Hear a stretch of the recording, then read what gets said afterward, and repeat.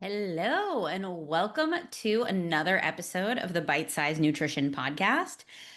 Today, we are going to talk about pregnancy, and we're going to talk about some things that have surprised me.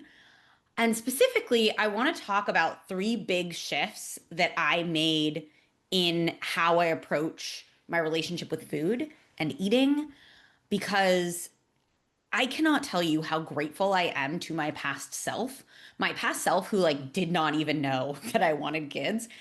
But my past self did a lot of work on relationship with food, and I am so proud of myself for doing that because honestly, if I think about having gone into pregnancy and all of the changes that are included in pregnancy with the relationship with food that I had, let's say in 2019, 2020, 2019, 2020 was pretty, it was okay. It was getting better. I would have been spiraling pretty much daily. And one of the funny things is I was actually thinking about this and I had a dream, probably like 2018, 2019, where it was like this very vivid dream where I was pregnant in the dream. And in that at that point, I still have had no idea if I wanted kids. I was single, didn't have a partner, but I was left with this sort of like lingering curiosity about the experience of carrying a baby. And I remember thinking about it, and while there was that sort of like deep set curiosity, I also remember thinking, well, I could never do that because pregnancy would ruin my body. And I've worked so hard on my body, and I wouldn't want to put myself through that, right? And here I am. I'm in my second trimester and it's fine. And my body has literally been different every single day since day one. And it's been fine. And there hasn't been any spiraling or any picking myself apart in the mirror or none of the like frequent weighing. I don't even have a scale anymore. And yeah, there have been frustrations, like putting on clothes and being like, that does not fit anymore. Or having a little bit of a belly, but like not enough belly to look pregnant is just sort of like you just ate a really big burrito. And there's so much peace around that because I can compare it to what body changes and what hunger fluctuations used to do to me in the past. Like I remember back in those days, if I was hungrier one day, which is totally normal for someone to be hungrier one day than another, it would be this total mind fuck of wait, but I can't eat that much more. Maybe I'd allow myself like 100 calories more, but it wouldn't be enough. And then I'd be thinking about food constantly all day. And all of my mental energy can go towards just like living and growing this child and like all of the things associated with pregnancy, which some of it is amazing and beautiful and I love it. And some of it is like, yeah, there's been a lot of anxiety. I can honestly say my first trimester, I was so incredibly anxious, worried about like, is this going to last? Is this going to stick? Especially if you listen to a podcast that I did a couple of months ago, you know that I had a miscarriage last year. So, of course, normal that I would be anxious. But that anxiety wasn't also coupled with the anxiety of being obsessed with food or worrying about my body changing or being upset because I really could not even think about stomaching any vegetables. And so I wanted to talk about three big shifts that I honestly think that without these shifts, I would be fucked in pregnancy. And if you're someone that is thinking about getting pregnant, or maybe you are pregnant right now, I would really encourage you to consider how you are approaching these things because I was doing a little bit of research this morning and I came across a few studies that talked about body image in pregnancy and how we feel about our bodies and body dissatisfaction and kind of how it affects mental health. And I was really surprised to find out that there's actually a strong correlation between body dissatisfaction and negative body image in pregnancy and postpartum depressive and anxiety symptoms, which is wild, right? Because I think we tend to think, and this is me as a first time mom, I have no idea, I've never been through postpartum, but I sort of assumed that depression and anxiety was more of like a hormonal thing.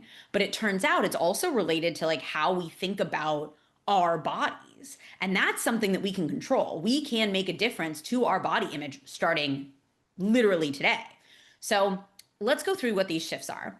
So the big shift for me is what I think and feel about my appearance today doesn't affect my self-worth or how I feel about myself as a human. And this is a big contrast because I used to wake up and if I felt fat or if I stepped on the scale and the scale was higher than I thought it should be, the whole day I was a little bit more on edge. I was very sensitive to what people said, what people like, how people looked at me. And my insecurities were just a little bit higher all day long. And I would check myself more in mirrors. All of these things that sort of like drove a little bit of that like anxiety or tension, or even it kind of like put me in my threat system, right? And now I can wake up in the morning and be like, okay, I look how I look. And sometimes I will like how I look more. Sometimes I will like how I look less. But I don't find that that actually affects my confidence or how I show up in the day. It is just a perception of what I see in the mirror, which is so valuable because in pregnancy specifically, like nothing is predictable. And I remember when I went in for my very, very first ultrasound, and I was so, so anxious. I was convinced I had an ectopic pregnancy. Anyways, I was incredibly anxious. And they're telling me everything is normal in pregnancy because I was telling her about all of these symptoms that was like, this is what's going on. She was like, no, everything is normal in pregnancy. And it's true. Some days, especially in the first trimester, I would wake up with my totally normal looking stomach. And then some days it would look totally different. It would be like super bloated, or it would be like fine in the morning, then bloated in the afternoon. Then my skin broke out for a minute. Luckily, that cleared up. Then I had like these weird blotches on my face. And so there was a lot going on with my appearance. And of course, not a lot of people knew that I was pregnant until about 14 weeks ish. And so all of these changes, it wasn't like, oh, well, people know I'm pregnant, so I can kind of brush it off. It was basically like I was experiencing all of these changes in my body, and I just had to be okay with it, right? And I had to learn to practice a very specific concept within body image called body image flexibility. And body image flexibility refers to the ability to experience a range of both positive and negative thoughts about my body and my appearance without letting those thoughts control me, right? So for example, if I woke up and I was like, fuck, I'm really bloated today. Instead of spiraling into like, how do I hide this? People are going to judge me. People are going to think all these things. Like, I look terrible. It was just like, okay, I'm bloated today. Now let me put on an outfit that actually feels good on my body because I know if I'm bloated and my waistband is digging into my skin, that's going to make me think about it all day. Right. And the cool part about that is I could wake up and be like, I really don't like how I look today, but still have like a pretty legit day because those thoughts were not controlling me. And it also allows me to be present through all of these different body changes in pregnancy and embrace them. Even if sometimes I don't love them, I still can embrace them. And it allows me to look back on this time like later on and be like, wow, that was a roller coaster, but I could be there through it. I wasn't like spiraling or anxious or trying to fix my body or like diet or anything, which is insane when you're pregnant, but whatever. The second big shift is not being so rigidly tied to how much I should eat each day. And that is a really important shift because my hunger and fullness cues and what I wanted to eat each day have been changing constantly, right? There was a few weeks in the first trimester. I was very lucky that I did not get bad morning sickness. But there are a few weeks in the first trimester where I was like, no chicken, no eggs, no vegetables, all foods that I eat normally. All I wanted to eat was bread and peanut butter, and I could like kind of stomach oats and protein powder. Like it was, I basically just had to really listen to like what my body was okay with eating. And before, if I had been like, I'm going to eat so healthy in this pregnancy, like that would have been impossible because yeah, I could do the best that I could, but there were full days where the only things that my body wanted were bread and peanut butter. That's it. And because I'm not so rigidly tied to like, this is how much I should eat, this is how much protein I need, and I can be flexible with it, I was able to go with the flow. And if it makes you anxious to think about days where literally all you eat is bread, or every time you eat peanut butter, you're like, I have to weigh it out on a scale to make sure it's the perfect portion. That is not going to work in pregnancy. But what's also not going to work in pregnancy is just being like, well, fuck it. I'm just going to eat whatever I want because that isn't going to help you feel well either.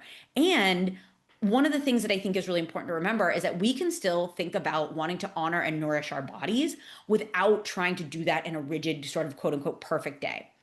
And as you sort of go deeper into pregnancy, your hunger's still all over the place.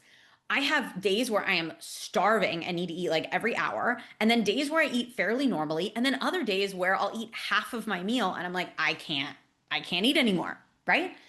And being open and flexible as your body is doing these things is necessary because like, I do not want to look back on my pregnancy and think, wow, I tried so hard to control my eating and I was so on top of my calories. And that took up so much of my mental space that I couldn't just eat and let it be eating. And of course, like I said, I want to eat in a way that supports my baby and supports my health, but I do not need to obsess over it. I do not need to worry about it. I can just eat and do my best, and that is okay. And I can eat a quote unquote healthy meal and have some Ben and Jerry's afterwards. And it's not like, well, I'm eating for two. I can eat as much Ben and Jerry's as I want. It's just, I can have some Ben and Jerry's. And then if I want more tomorrow, I can have more tomorrow, right?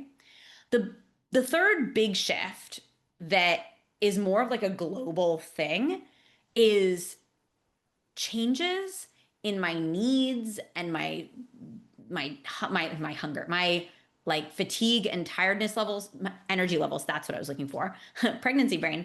So changes in my energy levels, changes in my mood, changes in my body, changes in my schedule, all of that. I used to be incredibly judgmental and incredibly rigid. Like I need routine, I need habit, I need control. And I needed that because if I wasn't like doing things habitually or being very controlled or very routine oriented, I was just all over the place. Very chaotic. Like I wouldn't go to the gym consistently. My meals would be like super disorganized. And now, like, there have been days, I've been very lucky energy wise, but there have been days where I've gotten to mid morning and been like, I just can't focus. I really need a nap. And so I've had to throw my schedule out the window and just let myself take a nap. There have been days where I've been like, I'm going to go to the gym, and I've gone to the gym. I have lifted like two weights and thought, yeah, today's just not the day. I'm just not going to do it. And that is okay. And being able to accept that that is okay has been so supportive because I truly feel like I am taking care of myself instead of trying to force myself into this routine or this habit when I'm literally growing a human, right? So I want to leave you with that because I think these three shifts can be really, really powerful, whether or not you're going through pregnancy, because our bodies do crazy things, right? And we have different phases of life and different needs.